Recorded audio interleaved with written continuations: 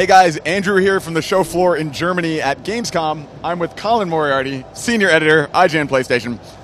So Colin, you finally saw The Order 1886 in motion. Yes. We saw a reveal D3 cinematic trailer. Now you have seen it running. Tell me about it. I was a little concerned at first because we didn't see anything that is from the game. Like, the game's about a year out, maybe a little more, and they're not ready to show off like a part of the game, a sequence, like a 10, 15, 20-minute sequence of the game. What they showed us was tech demos of the game running and the main character who, looked really great. It's a third-person game, in case you're curious.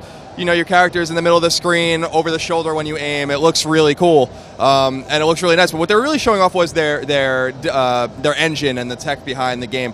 It's Ready at Dawn's 4.0 engine, and this is their first console game because, of course, you know them from the God of War games on PSP. They did Daxter on PSP and some other stuff as well. But they really were concentrating on like beautiful textures and lighting and all of these things, kind of an interactive environment where everything is shootable. And they were doing things like shooting wooden fences and they were exploding, or shooting like pots and they would, like, instead of just disappearing or not reacting, they would like dent, and then you'd shoot them from a different angle and they dent again. It's like making a believable world, and I thought that was kind of a cool part of what they showed. But again, I really want to see the game. You know. For sure. I mean, I think what was interesting about that trailer they showed at D3 was you get the sense that the world itself, like the world building of this kind of steampunk vibe, is like, you know, really beautiful and unique. Did you get a sense of like what the setting is like of the game at all?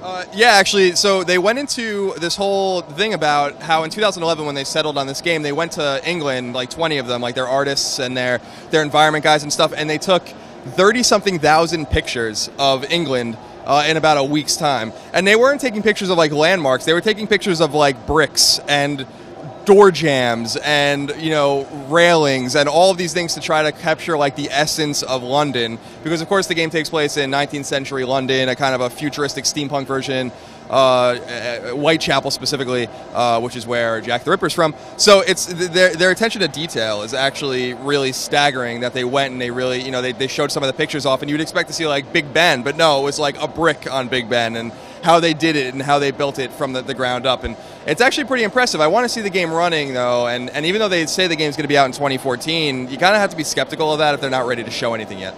Yeah, for sure. I mean, it's interesting that right now, you know, when these games aren't polished yet, when they aren't quite ready for like their final form to be shown, you get a lot of like you were saying, like the physics, like the idea of like the pots being dented, like kind of these next gen ideas of like the things that they can alter. Were there any cool like next gen elements that you felt like couldn't be done on PlayStation 3?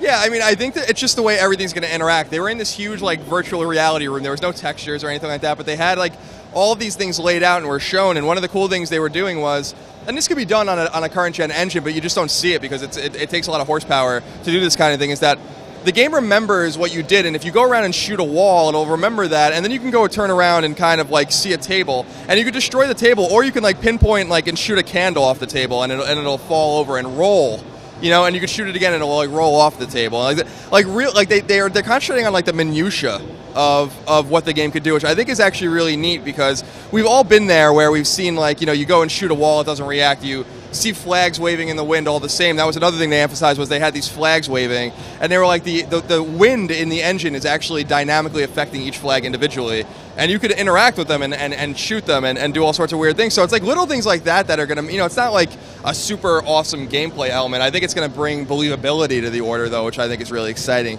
But until we see something running in-game, hopefully maybe later this year, I'm going to remain skeptical about what the game's all about, just inherently because I just don't understand why we're not seeing the game itself. Sure. Well, The Order 1886, still early, but hopefully we'll find out more. You can read more on Colin's thoughts on IGN.com. For more in The Order and 1886 in general, all of our historical pieces, keep it locked to IGN.com.